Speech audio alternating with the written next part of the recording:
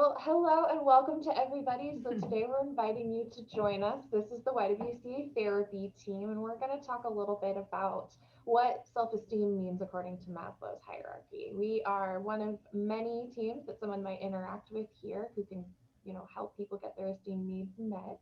And we just wanted to dive in today and share a little bit about kind of what we see in our work and how esteem plays out in therapy. Before we go ahead and get started, I think the first thing we'd like to do as a team is go ahead and start by doing a land acknowledgement. So we'd like to start this video off by first acknowledging the land of the Spokane and Kalispell tribes that we inhabit today. This land we collectively virtually gather on continues to be the home of many Indigenous people, and we're grateful for this opportunity to live and work and learn on this land. We'd also like to offer a moment of recognition to honor the resiliency, the strength, and the creative work of Indigenous people worldwide.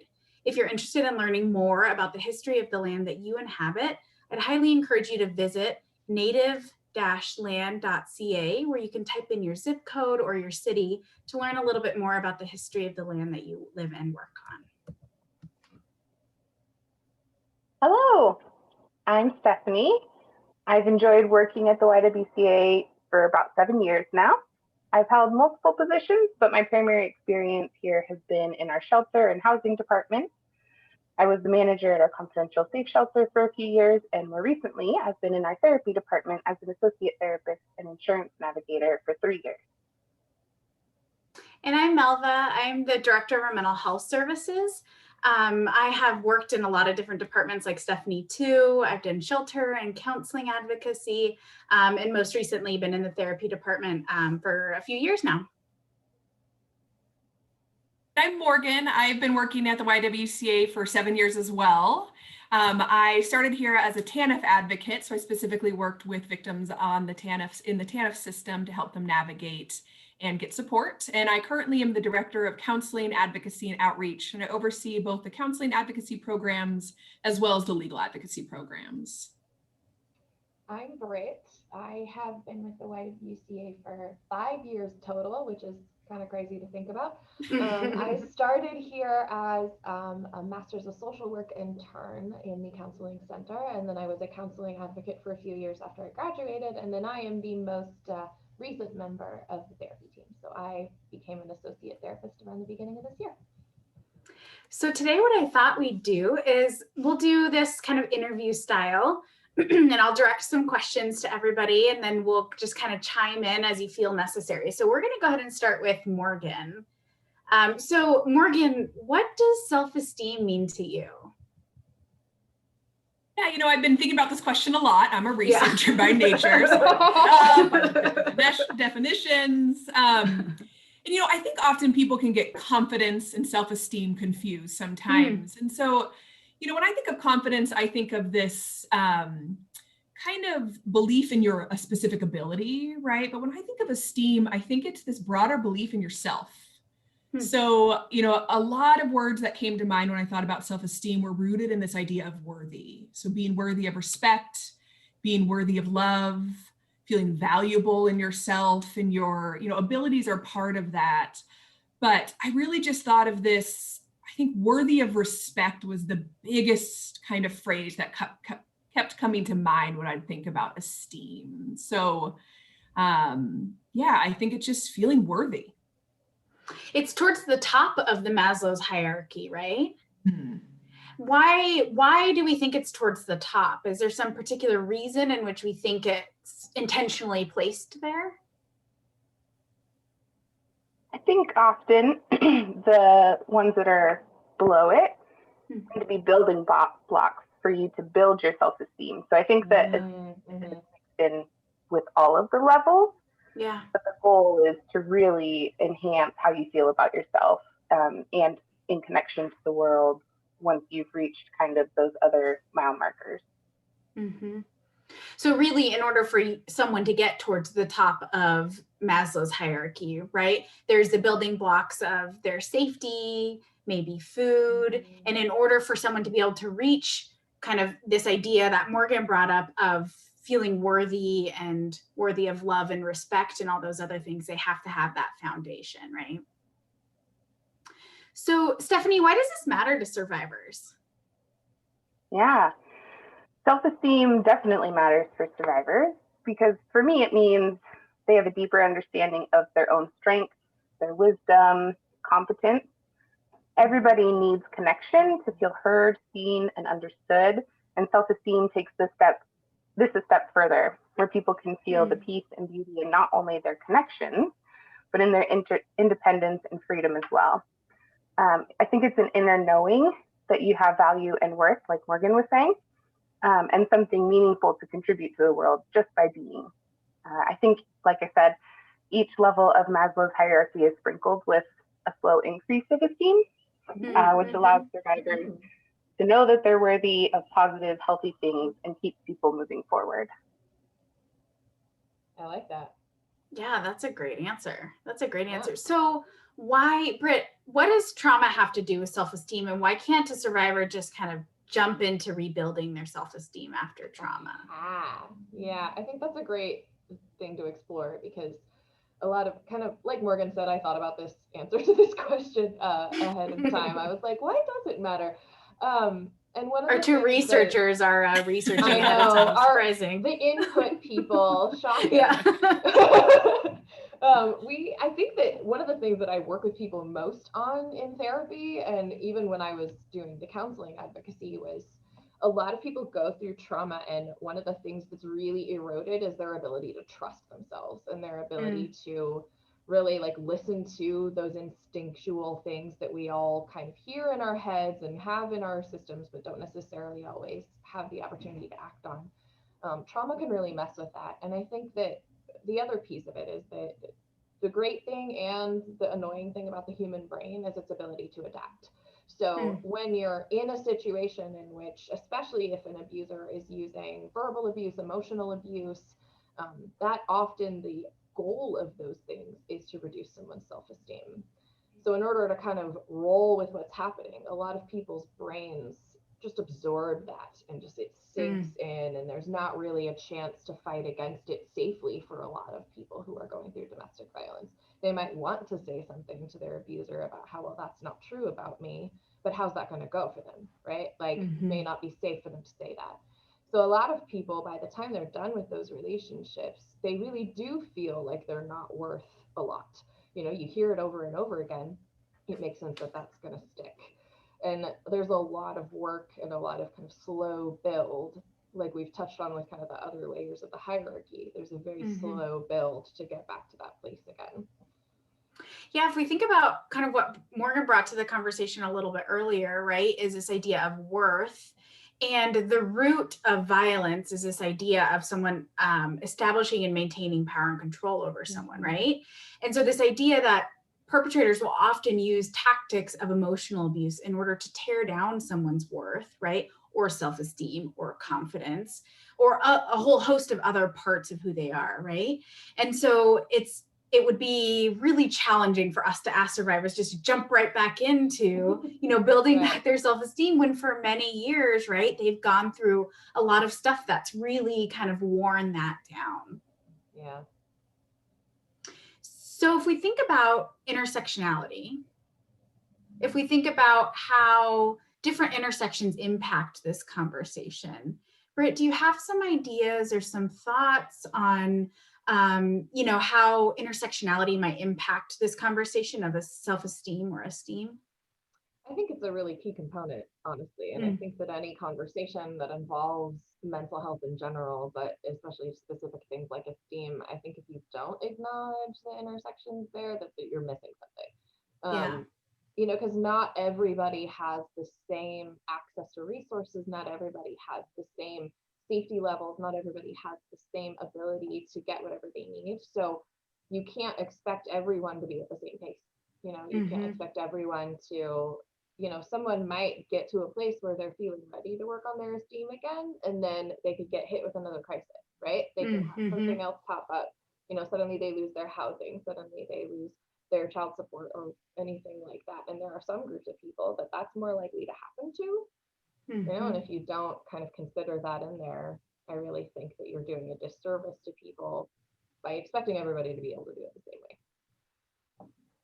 We could also think about it in even like super simple terms, right? That if a survivor has been through some pretty intense trauma, that is obviously going to impact her self-esteem, right? And then let's say she maybe doesn't have access to proper insurance, which doesn't allow her to access the therapy she needs, right, in order for her to process her trauma, in order to heal from that trauma. So then she continues to experience more trauma, right? Intersections with things like poverty or, other things like that really kind of play a big role into a survivor being able to build back her self-esteem in addition to the extra trauma that she's already experienced, right?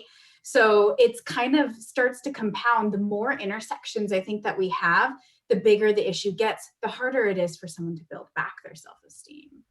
Yeah. Especially if we think about like societal messages with certain groups or intersectionalities, there's this inherent message that you're not worthy because of your intersection, right? So you're working against your trauma past, as well as a whole society that might be giving you messages through media, through language, that you're just naturally not worthy because of parts of your identity.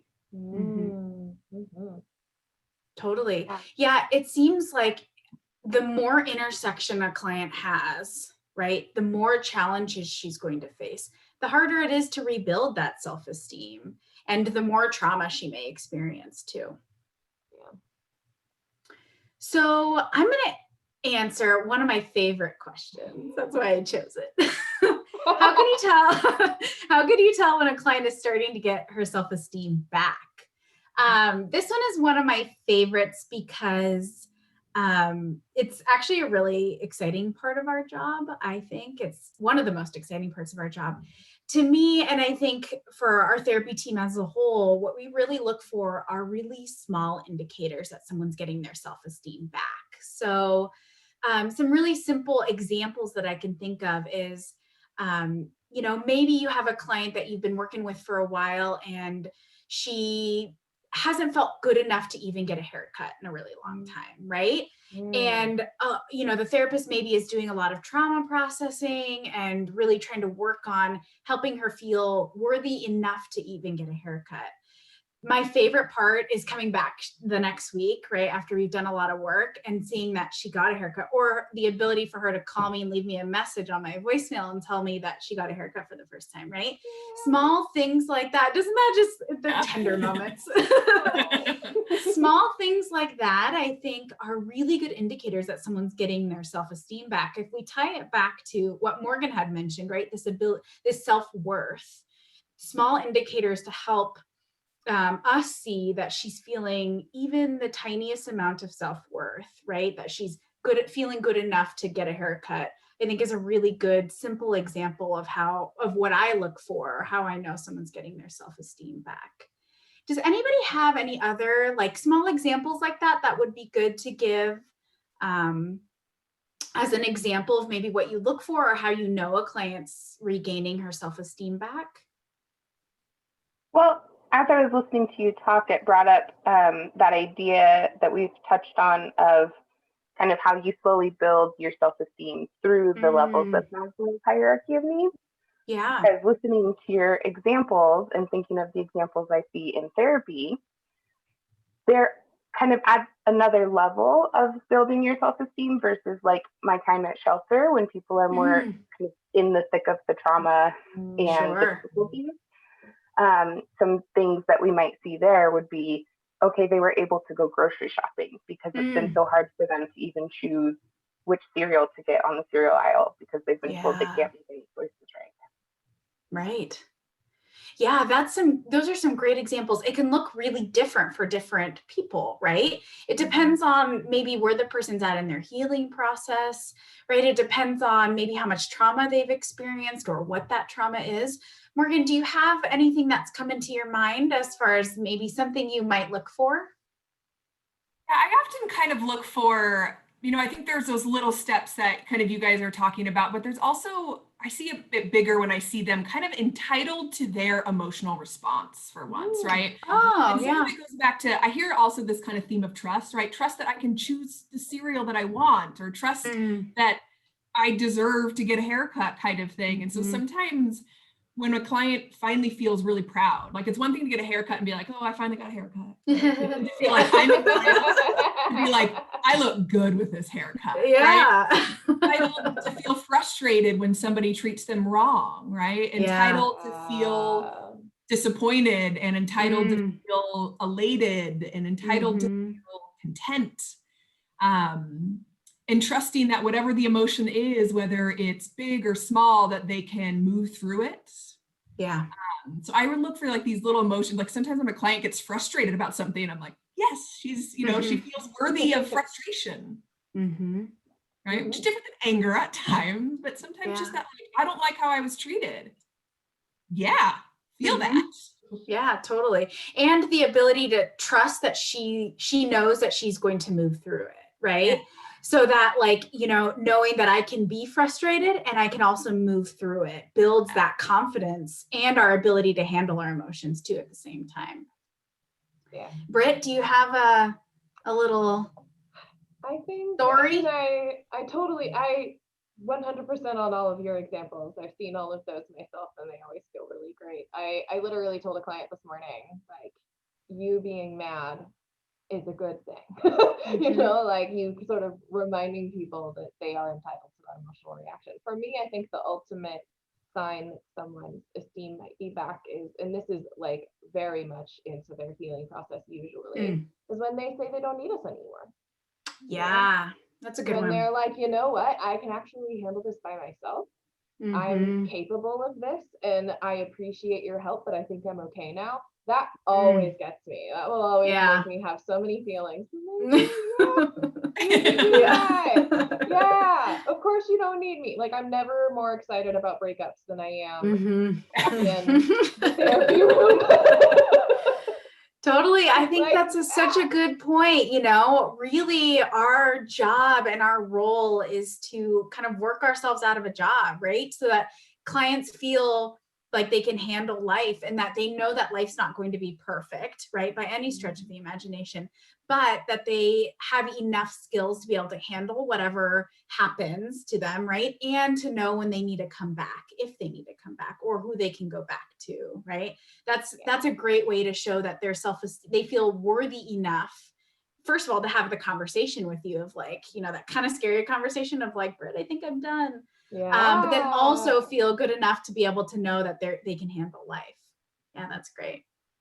So what are some ways that people can increase their self-esteem? If we were to give whoever's watching this a little, like, tip or trick, or what are some ways that different people can engage in increasing their self-esteem? I'd like for everybody to share if possible. Let's start with Morgan. I think two things are coming to mind first. I think more in kind of just like a practice of self-esteem. I think self-compassion has to be really present, right? I think with self-esteem, it's a journey, right? It's something that we build upon. And so a lot of self-compassion of just because I tried something and I failed doesn't make me a failure, right? So some self-compassion. And then, sometimes I believe in the kind of the simplicity of positive psychology, which is kind of involving of maybe taking a moment each day and saying 5 things about yourself that you like. And those can be internally focused, externally focused, skill-based, right? Like, I'm a good cook. I like to do, I'm good at watercolors. My lawn is somewhat green today. Kind of making sure that we celebrate the little things, which I think is often through trauma. I think sometimes too, as women in a cultural world, we're kind of told that you're not supposed to be proud of things, but starting to practice that, which can feel a little awkward at first. So maybe start with 3 things a day, right? And build up into this, I am worthy of telling myself I'm a good cook. Yeah, totally. Whether other people think it or not, I think I'm doesn't matter. Yeah. No commentary in the kitchen. That's my rule. Yeah. Great. Thank you. How about Stephanie? Do you have a little tip or a trick? Yeah, something I'll apply to myself sometimes, or certainly talk to clients about. It can be helpful when you notice, like, negative messages coming up, either coming at you or within yourself, if you're noticing some negative self-talk, we're often our harshest critics. So I think it can be helpful sometimes, especially towards the beginning stages of building your self-esteem, to kind of think, okay, if I were applying this situation to my best friend or my mom or my kid, what would I say? Would I think of this the same way as I am right now towards myself? Because most likely not. Yeah, it's funny. On a walk the other day, Morgan and I were talking, and she was talking about, would we talk the way we talk to ourselves to our dog? Right? Likely not. To your dog, you're like, oh my God, you're the cutest thing in the whole world, even when he's making a face that's maybe, not the cutest, right? So I love that idea of being able to first be able to be proud of yourself for something, right? Like Morgan had said, and then also be able to have that moment of self-reflection of, would I say this to my best friend or my sister or maybe my dog, right? And if the answer is no, that's a really good opportunity for just a little bit of observation and self-reflection. That's great. Britt? I think actually for me, one thing that I've had to work on myself, and one thing that I often bring up with clients is our responses to feedback from other people when it's good feedback. So when someone gives us a compliment, I think for a lot of us, our first instinct is to go, I'm not really that, right? Because like Morgan said, it's hard to, and sometimes it feels inappropriate even culturally to accept a compliment. That's sort of something that I have myself had to work on, of every time someone gives me a compliment, my first instinct was to be like, oh, it's not really that, I'm not that great at it, it's fine, blah, blah, blah, or deflected or something. And my own therapist pointed that out to me. She was like, that's not working for you. Like, if you can't even accept good feedback from other people, then what does that say about how you feel about yourself? She really kind of called me out on it. And I was like, oh God, right? Like, that's a good therapist right there. Right? Yeah, I know. I was like, getting like therapy while you're a therapist it's a whole journey. It's a crazy thing. Yeah. I really thought that was a really great sort of reminder that, like, even the way that we react to other people saying nice things about us, we internalize that over time. So if I'm constantly denying a compliment, then of course I'm never going to believe it. It may not feel organic to believe it at first, but at the very least we can stop resisting it and stop deflecting it actively and give ourselves a chance to kind of, like you said, just observe how we're responding and go, okay, is this helpful for me? Is this getting me where I want to go and how I want to feel about myself? And just noticing that. Absolutely. I think these are all great ways. As we were kind of prepping for this, what I was thinking is, what homework assignments do I give my clients when I'm noticing that we've got a little bit of self-esteem work? And I'm totally a believer of utilizing our brain to the fullest, right? Knowing that we take in information, not just by hearing it, but also by seeing it and by writing it, right? And so one of the short little tiny homework assignments that I give is I have a client write down on a Post-it note something, just one good phrase about herself. It could be anything, kind of like what Morgan said, right? I'm a good cook. And she'll write that down on a Post-it note and stick it up on her bathroom mirror so that when she's getting ready in the morning, right, she'll be able to read it. Maybe she'll at some point say it to herself in the mirror. And then each week she rotates the Post-it note to say something different. And, I always prep clients and say, like, you may not believe it 100% right now, but that's okay, right? Let me hold on to that. I believe that that's true 100% right now. And then once we get to the end of our time together, I think writing those Post-it notes are going to get a lot easier for you, right? Because you're going to start to heal from some of that trauma and go up that Maslow's hierarchy, right? Till you get towards the top when you're feeling a lot more sure about yourself. So excellent. Is there any other final tips or tricks that anyone has? Those are great. I'm going to try some We're tonight. Right. We're all like Homework. taking notes. We're like, yes, I'm going to do that. Yeah, you're all ready to go, huh, Morgan? Well, we hope that this conversation has given people a chance to be able to process and heal from their trauma. If you or someone you know needs support in building their self-esteem or have any type of experience with intimate partner violence, we'll hope you'll reach out to us. and know that you're worthy of support. So thank you everyone for joining us today. Yeah, it was great to have all of you. Thanks so much for joining us, and we will hopefully see you around.